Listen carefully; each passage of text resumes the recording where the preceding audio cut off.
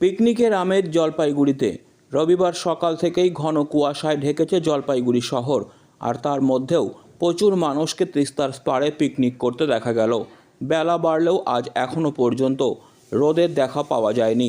তিস্তার পাড়ে হিম ঠান্ডার মধ্যে সবাইকে শীতের পোশাক পরে আনন্দে মেতে উঠতে দেখা গেল। এসবের মধ্যে এক অভিনব পিকনিক পার্টিও দেখা গেল তিস্তার পাড়ে। একদল মুখ বধিরকে দেখা গেল তিস্তার পাড়ে পিকনিকের আনন্দ উপভোগ করতে। তারা নিজেদের মধ্যে ইশারায় কথা বলছে। তিস্তার পাড়ের পিকনিকে এসে কেউ কেউ ঘুড়ি ওড়াচ্ছে, কেউ ফুটবল খেলছে, কেউ বা রান্নার কাজে ব্যস্ত। এভাবেই বিভিন্ন মজাতে তারা আজকের পিকনিকে এসে আনন্দ উপভোগ করছে। কি হচ্ছে এখানে?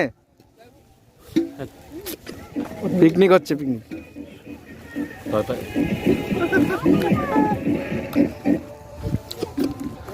ঠিক আছে, আমার বাড়ির রাগতপাড়া। বাকিটা সবাই জানেন? সব পাড়ারই লোক আছে এখানে মোটামুটি। কয় নাম্বার পাড়া এসেছেন? শান্তিপাড়া, তারপর দেশবন্ধু পাড়া, পান্ডাপাড়া। আজকে তো প্রচন্ড ঠান্ডা, কুয়াশা, কেমন লাগছে? এটাই পিকনিকের আদর্শ ওয়েদার। কোথায় আসছেন পিকনিক? হ্যাঁ, জলপাইগুড়ি কোন জায়গায় আসছেন? এটা এটা তিস্তা 3 নাম্বার পার বলে।